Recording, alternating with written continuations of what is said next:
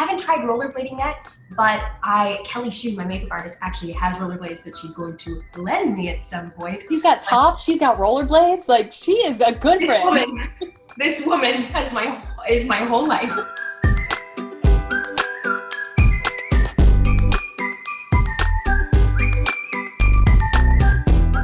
Hey everyone, it's your girl Auli'i Cravalho with iHeartRadio, and I'm so excited because today we are joined by actor and singer Auli'i Cravalho. Hi Auli'i, how are you? It's me, I'm well, thank you. How are you? I love the little dance. Dancing in my kitchen.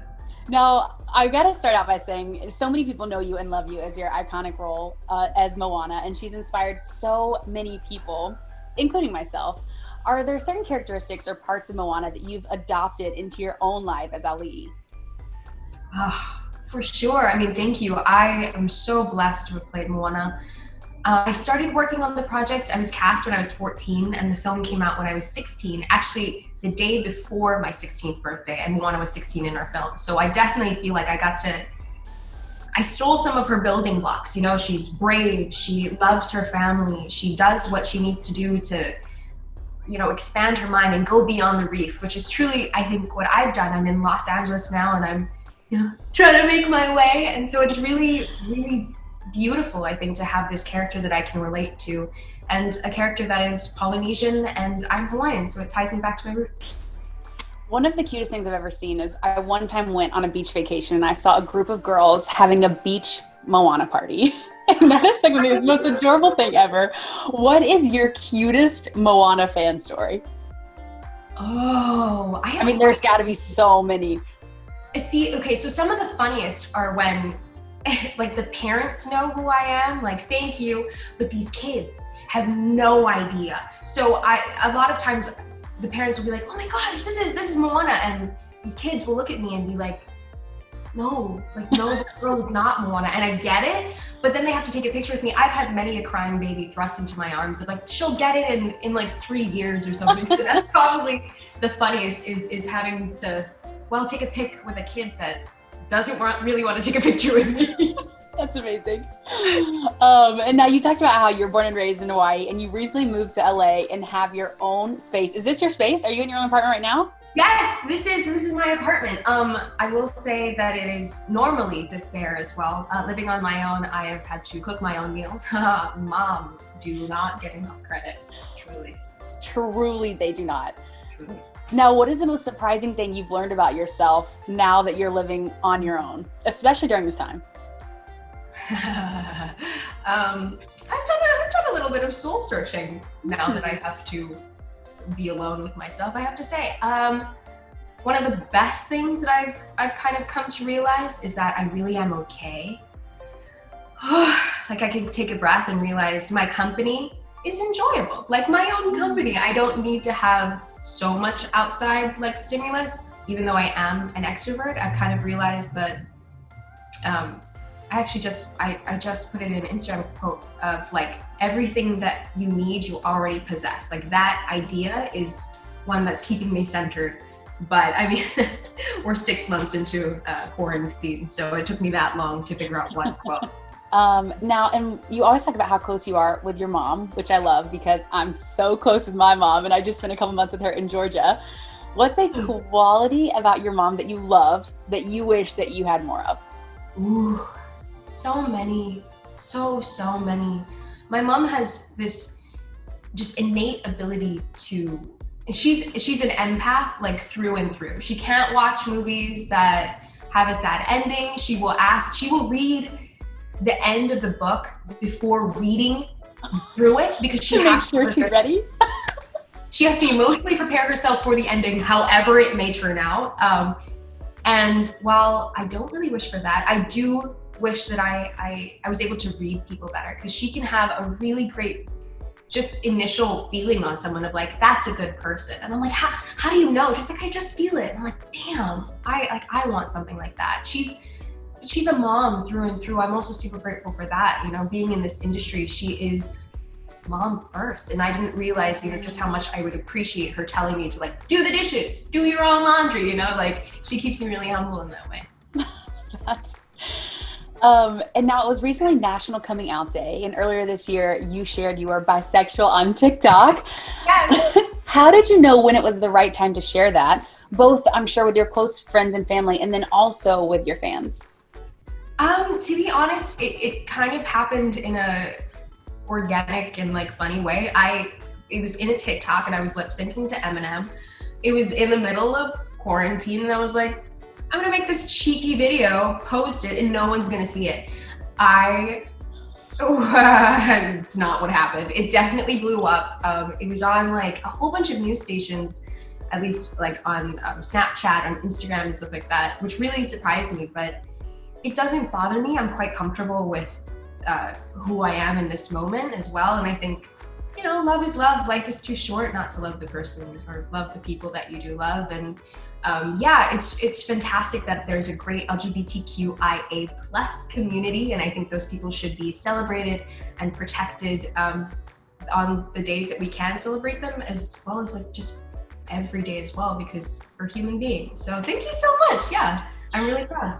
What advice would you give to someone who's maybe struggling to embrace who they really are? Well, one, timing is not necessarily everything. Like coming out is not nearly as big as it has to be for some people. Like for instance, I knew that I was bisexual from probably middle school. I was like, ooh, girls are like soft. They have pretty hair. They always smell good. Like, got it. The baselines of liking girls, very well established into my youth. But like the term coming out, I think is like one that gives a lot of anxiety, and you never have to either. You can just live your truth and let that be that. But if you're looking for a community, it's already there. You will be supported and loved by so many people across the internet and in real life as well. Just if you need help or if you need a lending hand, reach out, and me included, I'll help you out, because it is a big step for those that are taking it, but it's that extra step of figuring out who you are, so it's totally worth it. And I have to say, I feel like there really is such a supportive community on TikTok. Like, I think that app is so supportive, which when I first joined, I didn't quite understand, but the more that I'm on it, I'm like, wow, this is actually a really cool platform. No, people are sleeping on it. They're saying it's just like savage, but it's a lot more than that. I have learned how to like make hummus. I have learned different TikTok dances. I've learned like a new hair curling routine. It's my number one resource, truly. Now I want to talk a little bit about your career journey, because you've worked with some amazing people in the past: Dwayne Johnson and Lin-Manuel Miranda and Moana, Carol Burnett and Fred Armisen in your Netflix film All Together Now. What is the biggest lesson, or maybe just something that stuck out to you while working with some of the greats? I have been so blessed. I have had many pinch me moments from my beginnings with Moana, and yes, I just finished a Netflix film called All Together Now, and I got to work with truly like some of the best people. Carol Burnett, I knew her from Annie, and that was one of my favorite musicals growing up. And then Fred Armisen actually gave me some of the best advice, and he just threw it out the window. Like, it wasn't a big thing, but we were, I think, getting ready for a scene, and we always keep, apparently on the sets that I have, there are always musical instruments about, and he was, I think, like getting on a guitar, and he was like, oh yeah, I just picked up guitar maybe a year or two ago, and you don't have to be exceptional at everything, just enjoying it is enough. And I was like, what a concept, because for myself as like type A perfectionist, I have to be good at it, whatever it is, within an hour. I don't give it the proper amount of time to fail and then try again. So to hear him say, like, you don't have to be great at it, just enjoy it. It was a very different mindset, and I appreciated it.